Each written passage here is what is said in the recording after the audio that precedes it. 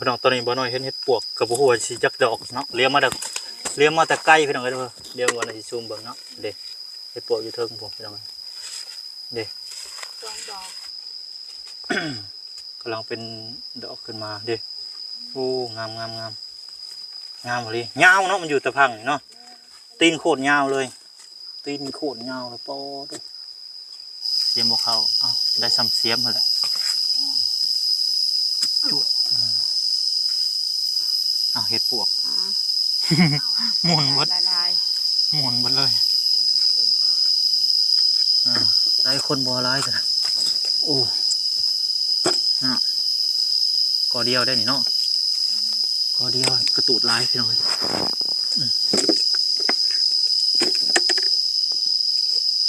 ผ่าลงเรียบร้อยเลยนี่อาบน้ำเลยมันนี่เสียวเทะนี่คอยไปเด้อเหยียบน้ำอย่าตื่นดินแล้วล้วบุ่มลงเลยเลิกเติบได้นี่จะไปแล้วบ่คอยยังว่าต่อไปน้องเสียว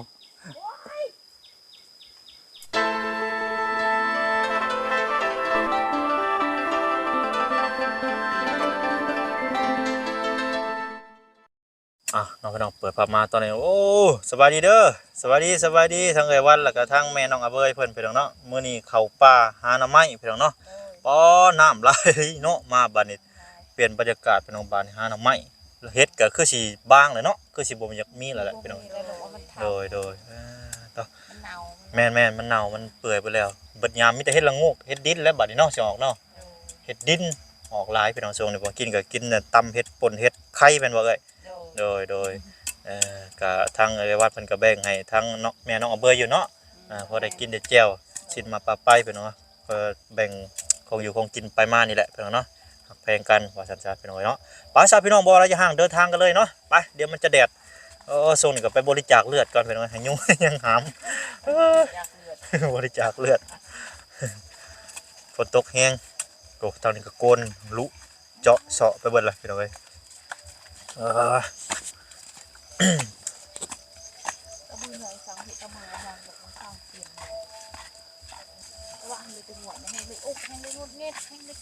วันอันเฮ็ดอันก็เป็นกระปูดกระปีดจะเฮาเก็บหายังมีบ่เฮ็ดยังก็ลืมเลยเฮ็ดกระปูดบ่เฮ็ดกระปูดบ่เฮ็ดแล้วบ่โอ้ยเบิดยามแล้วซะก็หวานเด้กินแล้วหวานออกหวานแซ่บโอ้ป่นก็ได้เนาะคักแล้วซะเบิดยามแล้วพี่น้องเอ้ยกระปูมักกระปูถ้าเห็นกระปูแถวหวยก็จับมาเลยพี่น้องเอ้ยมื้อนี้มันเนาะคือมื้อคืนโอ้มันเฮ็ดบ่เฮ็ดปวกมันออกเท่านี้แหละโคนนี่มันเคยออกวิทยามแหละเขามีก็มีแต่บ้านเน่าเปื่อยแล้ว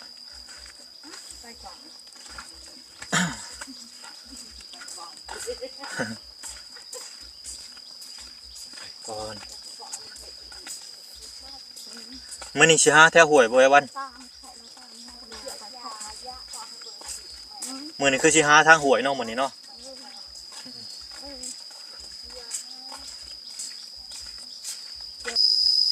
มาก่อนแรกเป็นจังได๋พี่น้องเอ้ยมีบ่หรือว่าชาวบ้านเพิ่นไปหาแล้วบ่รู้ว่าจังได๋เนาะบ่มีบ่เห็นเวียนไปดีแล้วมาจากเทื่อแหละก็จะมาอยู่นี่โอ้มาช่องเทื่อโอ้2 เทื่อ 3 เทื่อเลยเนาะโอเคซะคือสิสิ้นอยู่ดอกซะไปสิ้นแถวเขตนี่อยู่ดอกเป็นจังได๋เนาะทางแม่เราก็ได้ลูกไผ่นี่แหละโดยพามาลูกเอ้ยลูกไผ่ก็พามาแล้วก็อยู่โอ้ไปจักโคกไปจักป้าไปจักว่าบ้านเองนี่บ่ค่อยไป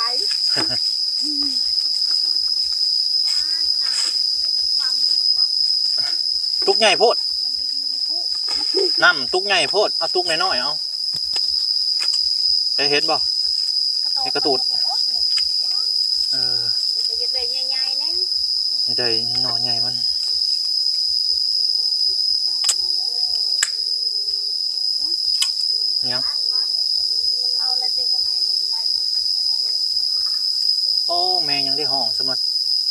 งดังแท้ดังกอกๆแก๊กได้แล้วกระตูดนึงพี่น้อง มันเต็มเลย โอ้กระตูดลายนะเนาะแต่แถวตะพังห้วยนี่ยอดขาวเนาะมันใหญ่ฮึบมีแต่กระตูดแล้วแกงก็ยอดขาวเราต้มมาต้มใส่กัน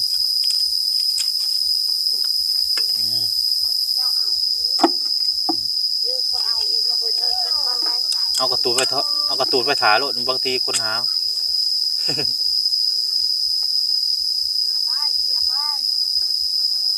โอเคกระตูดเอาไปเลยบางทีตื่มใส่แกงกันบางทีคนไปหาแล้วมันบ่ได้เด็กก็มีได้คนหาร้ายก็มีเอาไปเลยกระตูดกันโตดมันเลย กระตูดมันเอารถแม่เอ้ยกระตูดไปเลยหมุนละ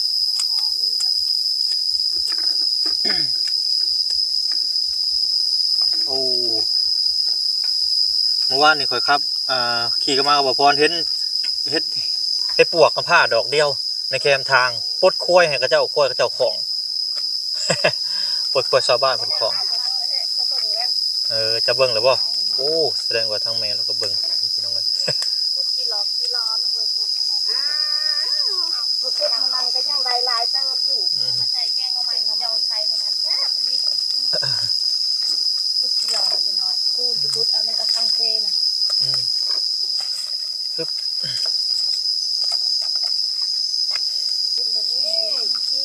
เนาะขอกหน้าครับประมาณนี้แหละเป็นยังไง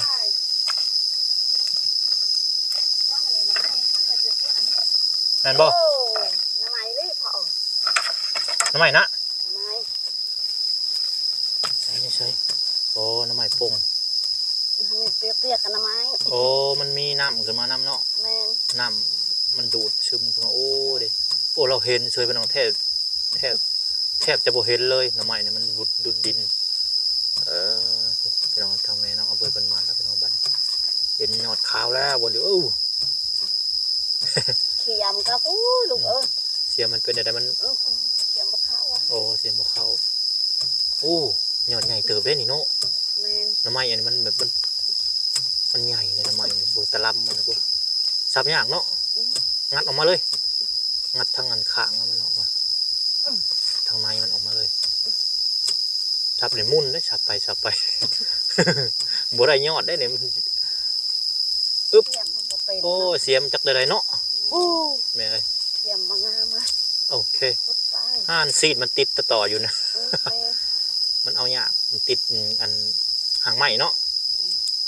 นี่ดูน้อยโอเคนั่นแหละเห็ดมันป้ายบัตรต่อโอ้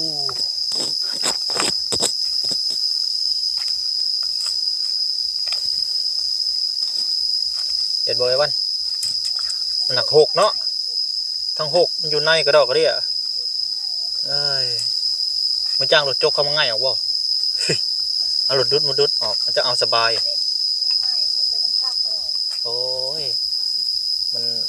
น้ำมันไหลน้ำไหลอันนี้บุคือน้ำไหลวงน้ำไหลไหลเขาได้เนาะน้ำไหลไหลว่ามีน้ำได้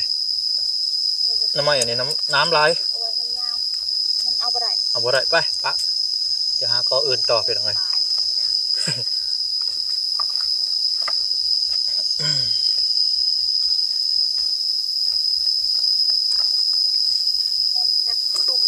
แม่นเห็ดปวกซุ่มยุ่มเลยพอดีแกงใส่อ๋อกระตูดมันอุ้ยเดือดปลายมันใช่น้ำมันใหญ่เกิดใหม่บ่โอ้อยู่ในพุ่นพี่น้องเดี๋ยวปูนซูมเข้าไปในกันโอ้น้ำมันใหญ่หมุดตึกเนาะโอ้ลักษณะมันเป็นหมุดตึกจวดใหญ่อยู่โอ้ยุงกินหน้าผากเลยมันซีมหน้าผากนะยุงก็เลยช่วงในเลือดบัวร้ายบัวจากบริจาคกันเลยโอ้ได้ใหญ่แล้วพี่น้องไอต่อบ้านพี่น้องชาวบ้านเพิ่นก็หาอยู่แต่หาบัวร้ายช่วงนี้เพิ่นหาเฮ็ดหลายกว่าเนาะน้ำใหม่บัวจะคอยต้องไปได้นี่จะเฮานี่ละกินเบิดอีฉันก็ได้ตีแต่บ่มีแนวกินโอ้ปวดทำไมเราขุดเหรอ ก็สียอดขาวแล้วแหละเบิ่งนี่นะขุดเลยกำลังป่งบ่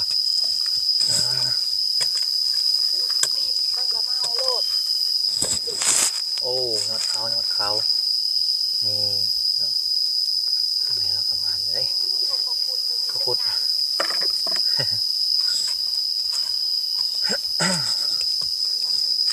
ไปดีหรือบ่โอ้นี่มันนอนก็มีเลยพี่น้องเลยน้ำใหม่ยามนี่มันฝนตกมันนอนนำก็มีโอ้ขาวขนาดเนาะโอ้ครับยามนี้เดี๋ยวขุดเอาครับมัน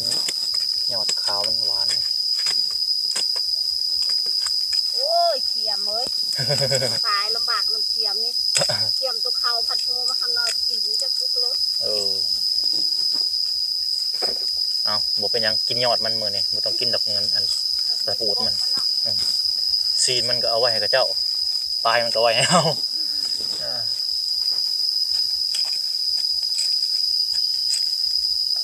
ขุดเลยทั้งนั้นว่าไปเชียมเจ้าเชียมคอยก็คือกันเด็กมีฮักได้ยังไงแห้งเลยเด้อเสียมฮักเด้บ่ได้มีเสียมอันนั้นได้บาดนี่เสียมฮักแล้วก็แล้วบ่มีแนวขุดแล้วบาดนี่ตัวเจ้าแขวแหนเอาบ่ แขวแหนเอาแล้วก็แล้วเฮ็ดเครื่องก็เจ้ากุมแหนทำไมเลี้ยวมาเจ้าก็เจียวหัวเนาะโอ้ตูดลายสิพี่น้องโอ้มีกระตูดขาวอ่ะได้คือก็ได้กระตูดขาวเลยโอ้ได้เรื่องไปทำไมนี่โอ้ได้แล้วมาแป๊บเดียวมันก็เข้ามาเลยมันแป๊บเดียวคือสิได้เมื่อแล้วแหละบริเมื่อน้ำได้น้ำใหม่ดอกเมื่อน้ำยุงแห่นในเรื่องไปครับหน่อใหม่หน่อกอใหม่ต่อ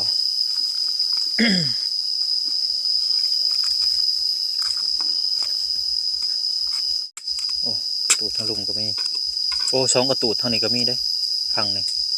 มันอยู่คนละโซนเบื้องนี่ดิน้ำบกเลยเห็นแล้วบัดน้ำบกไวอะไรวะแมน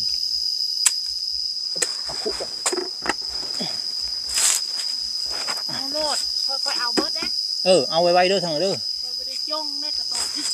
เอาเบิร์ดเอาบุรอดกระตูดกระติดกันตูดขาวก็ตูดบางทีมันบ่ได้ก็มีเพื่อได้คือปะเถาเป็นซ้อนพื้นแล้วตะกี้พ่อกับลูกไปออกไปนาเห็นดอกนึงพอเห็นแม่ลูกดอกเดียวเหรอไปเห็นอีกตัวไหนแม่ลูกดอกนึงดอกเดียวพอเก็บแล้วน้ำหลังไปแล้วได้เต็มคู่เพื่อหอนหน้าเต็มคู่เลยลูกก็คือได้ลายแล้วเห็ดดอกเดียวแล้วรวยวะแท้เก็บเทละเล็กเทละหน่อยได้ความเปียกเป็นไม้ถึงเป็นบ่อพื้น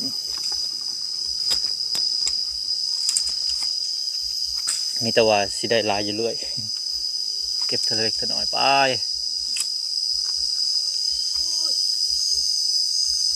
6เนาะ6ขนาดเลยคอยมาบริจาคเลือดซอยชุมเจ้าดอกอันนี้มาให้มันมากินจุกให้คอยเจ้าหาน้ำไม้ว่าต้องกิน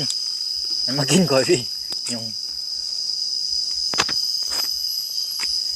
โอ้เฮ็ดเพียงเสะนี่โอ้เฮ็ดคนเบื่อตัวนี้โมไม่เฮ็ดพี่เบื่อเฮ็ดคนเบื่อได้ก่อนมีอยู่บ่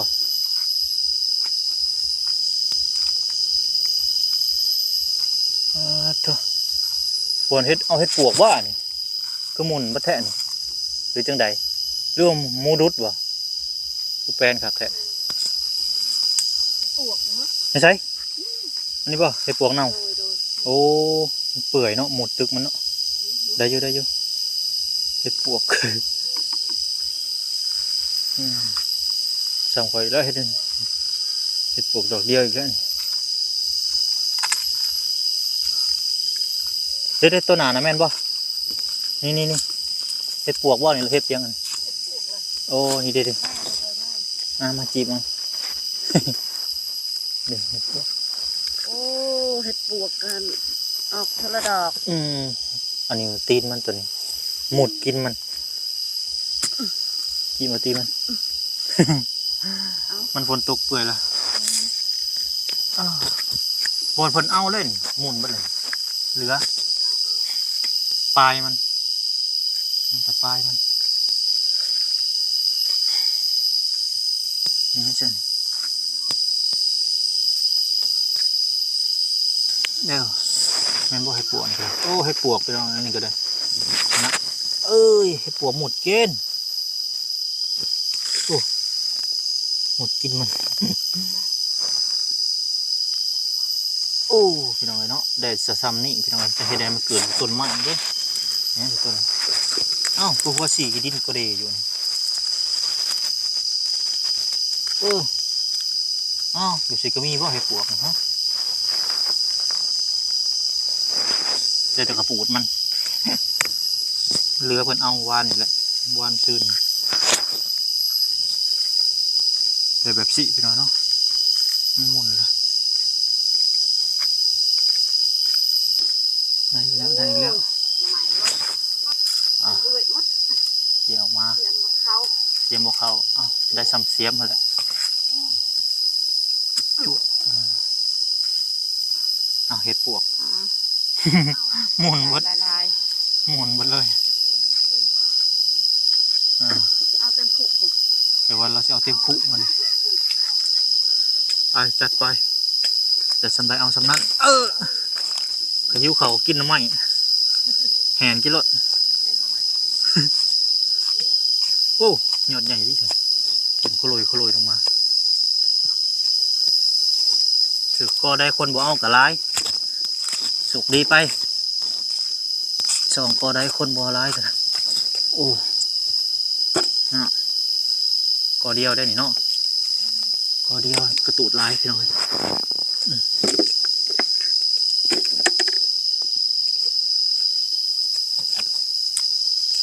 เอาพี่น้องตอนนี้บ่น้อยเห็ดปวกกับหัวสีจักดอกเนาะเลี้ยงมา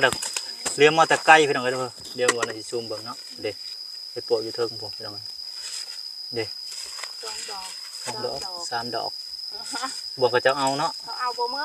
เอาบ่เบิดให้วันชิมกันดอกจูบเนาะกำลังออกเลือกทางไหนกันขุดจุกเลยบริคุดเอาบ่ไอ้วันจิ้มเอาเลยหักเอาเลยคือบริคุดเอาตีมันดอกน้อยก็มีบ่เขาเข้านี่กินนี่ชับเอาหน่อไม้บ่แล้วบ่เห็นบ่เขาคอยเบิ่งกำลังออกอีกกำลังออกไปแล้วเนาะตัวกำลังเป็นดอกขึ้นมาดิโอ้งามเลยยาวเนาะมันอยู่ตะพังเนาะตีนโคตรยาวเลยโคตรโพหามันดูทางเทิงนะแม่หาคนบ่นี่น้อยโพดบ่หักฉับใช้ขวดเอานี่ดิหากวดบังดูแม่แถวนี่กำลังขุดเอาเลยเอามากระซับบ่มันบ่ไล่มันคือเจ้าเอาตีนยาวเลยเนาะไปลองเลยโคตรยาวเลยตีนโอ้มันอยู่ห่วยเนี่ยยาวอยู่โพนละบ่ยาวตีน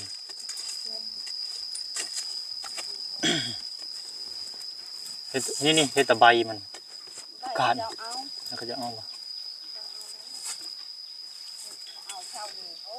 ก็เอาเสานี่เนาะกดหาเบิ่งปูทางเทิงเห็นบ่เทิงมันหากระพ่นได้ดอกที่วันน้ำก็พอน้ำเนาะ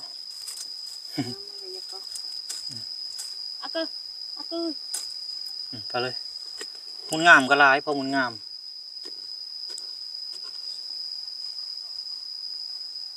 เอาเคียวเด้อเถิงเด้อมันจะมานั่งกระพุ้นกับไหม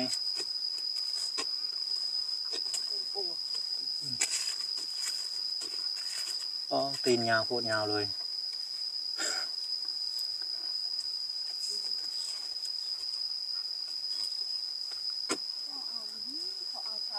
เอาเสานี้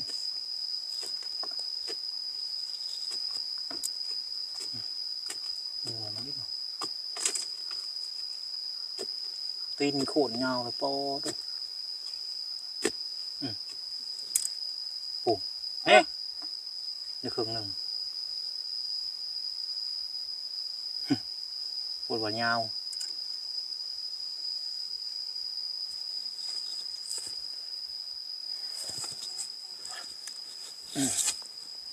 อ๋อตกไปหน่อยเนาะได้ถึงจักหมูหนึ่งก็จะคักว่ะค่อยหาไปเนาะล้ำเขานี่แหละยังสิได้เองมันเอาไปนอนไปบั่นเนาะปลาโตน้ำเซหลายโพดโพมาบัดพ่อน้ำเซไปหน่อยเนาะทางตันมีครัวอยู่บริตันผ่าลงเรียบร้อยเลยนี่อาบน้ำเลยมันนี่ เสียวแท้นี่คอยไปเด้อคอยไปเด้อเหยียบน้ำอย่าตื่นได้ตื่นดินแล้วรั่วบุ่มลงเลยเลิกเติบได้นี่จะไปแล้วบ่คอยย่างว่าต้องไปนอนเสียวรอดอยู่บ่ได้อยู่บ่เอาเสียมได้ค่ำมาเอาเสียมซักเอาเสียมซักโอ้ยเสียวอ๋อไปนอนบ้านนี่เนาะโอ้โห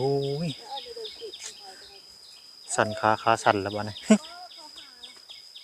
น้ำค่อยไปฮึบฮึบฮึบฮึบโอ้ได้บ่ได้อ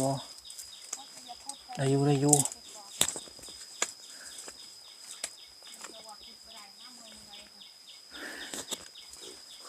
โอ้เลยขามาเป็นทีเรียบร้อย เจอมาถือไม้ดอกเนาะฮักบุ่มลงกลางน้ำเรียบร้อยหาทางน้ำไม้หาทางเฮ็ดอย่างบ้านนี้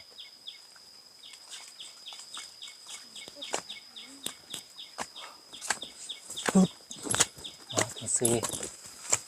ตัวประตูมันบ่อนเอาบ่อนประตูน้อยมันเนาะเมาหาตัวอย่างขาวๆสีเผาๆเลยพี่น้อยบาดเนี่ยบ่หน่อยก็ได้ขนองจากลอยเลยปีนประตะพังหวยหลายโพดฮึบ เฮ็ดปวกก็น่าก็จะออกแบบนี้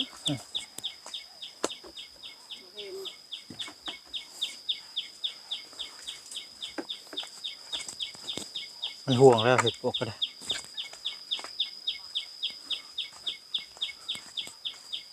เขาเอาเช่านี้ น้ำไม้นี้ตะกอก็จะสิปีนบุถมน้ำเลยเนาะกุดแล้วก็ถมน้ำมันจะเกิดฉะถมน้ำให้เกิดน้ำมันนี่แหละถมน้ำว่าแหละก่อนทำไมใหญ่ซื้อหมดแล้ว